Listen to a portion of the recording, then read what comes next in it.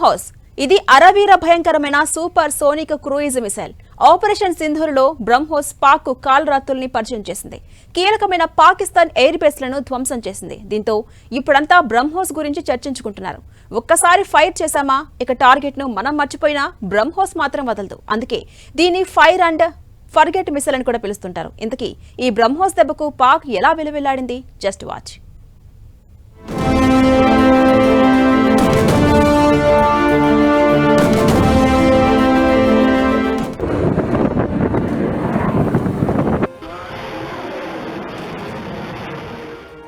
Operation సింధూర్లో బ్రహ్మోస్ వీర విజృంభణం.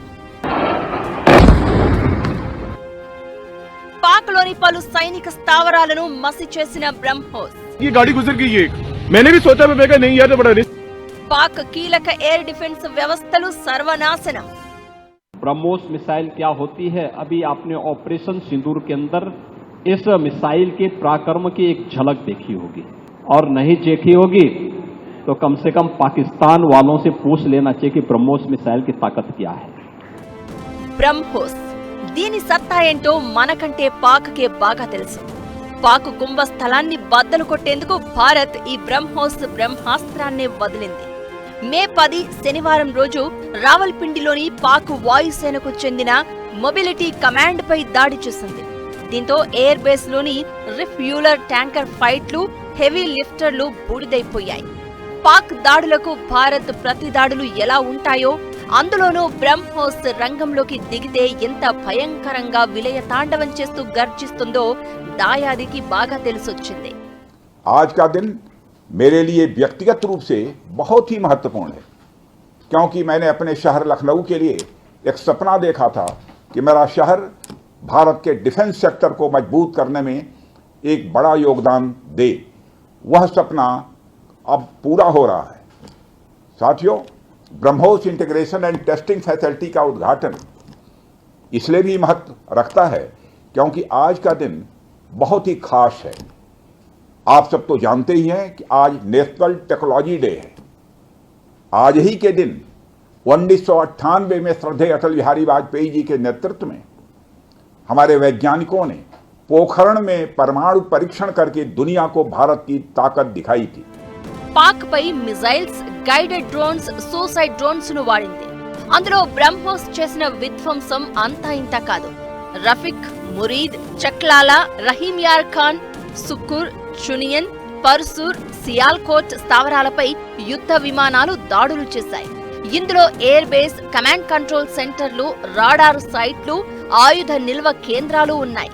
వీటిలో చాలా సెంటర్లను Bharat BrahMos supersonic cruise missile ను వాడి స్మాష్ చేసేసింది ఇండియన్ ఆర్మీ. పాక్ సరిహద్దుల వెంట భారత భూభాగంపై డ్రోన్లతో కొట్టాలని చూస్తే మన దగ్గరున్న S-400 సుదర్శన చక్రంలా అడ్డుపడింది. ఆ తర్వాత నిమిషాల వ్యవధిలోనే పాక్ కీలక వైమానిక స్థావరాలను ధ్వంసం చేయడంలో బ్రహ్మోస్ రంగంలోకి దిగి ఫినిషింగ్ టచ్ ఇచ్చింది. దెబ్బకు పాక్ గజగజ వణికిపోయింది. ఇది ఇలాగే కొనసాగితే ప్రపంచ పటంలో పాక్ మ్యాప్ మాయం కావడం ఖాయమని కాళ్లబేరానికి దిగొచ్చేలా చేశాయి మన BrahMos missiles. BrahMos supersonic cruise missile, దీన్ని మన దేశం రష్యాతో సంయుక్తంగా అభివృద్ధి చేసింది. ఇది ప్రపంచంలోనే అత్యంత వేగవంతమైన, శక్తివంతమైన క్రూయిజ్ మిజైల్. మన దేశంలోని బ్రహ్మపుత్ర, రష్యాలోని మాస్వా నదుల పేర్లు కలిసేలా దీనికి బ్రహ్మోస్ అని పేరు పెట్టారు.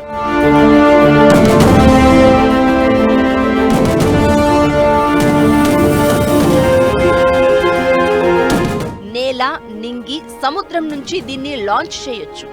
బ్రహ్మోస్ వేగం గంటకు 3400 కిలోమీటర్ల నుంచి 3600 కిలోమీటర్లు. అంటే ఇది శబ్ద వేగం కంటే 3 రెట్లు వేగవంతమైంది.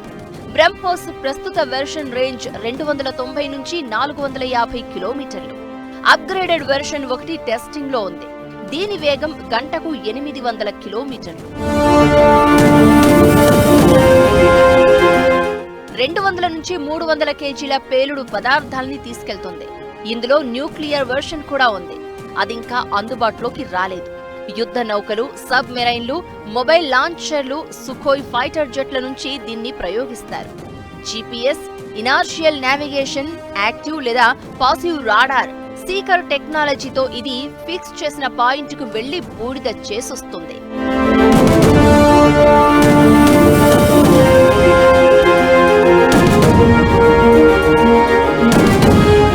మన డిఫెన్స్ ఆర్గనైజేషన్ DRDO, రష్యాకు చెందిన మషినో స్ట్రోయోనియా ఈ బ్రహ్మోస్ ను తయారు చేసి మొదటిసారి 2001లో పరీక్షించాయి.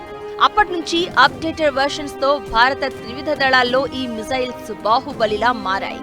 వీటిని మనం వాడడమే కాదు, మన మిత్ర దేశాలకు ఎగుమతి కూడా చేస్తున్నాం. ఫిలిప్పీన్స్, వియత్నాం, ఇండోనేషియా లాంటి దేశాలు వీటిపై ఆసక్తి చూపాయి.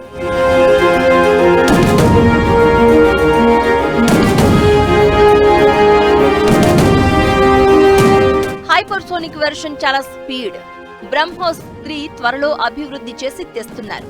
ఇది వచ్చిందంటే ఇక తిరుగులేదు.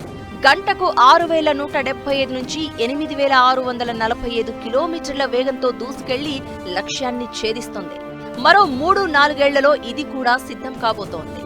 800 కిలోమీటర్ల అప్గ్రేడెడ్ రేంజ్ కొత్త వెర్షన్ గత ఏడాదే పరీక్షించింది భారత్.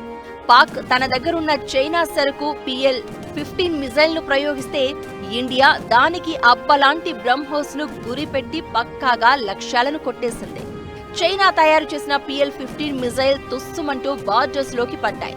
ఆ శకలాలను కూడా సేకరించి పరీక్షించింది ఇండియన్ ఆర్మీ DRDO. తక్కువ ఎత్తులో ప్రయాణించే స్టీల్త్ సామర్థ్యం మన బ్రహ్మోస్ సొంతం. అందుకే మన బ్రహ్మోస్ జాడను పాక్ కనిపెట్టలేకపోయింది.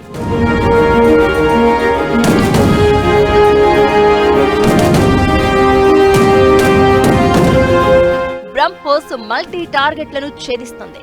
సముద్రంలో ఓడలు, భూమిపై స్థావరాలు, బంకరులను బద్దలు కొడుతుంది.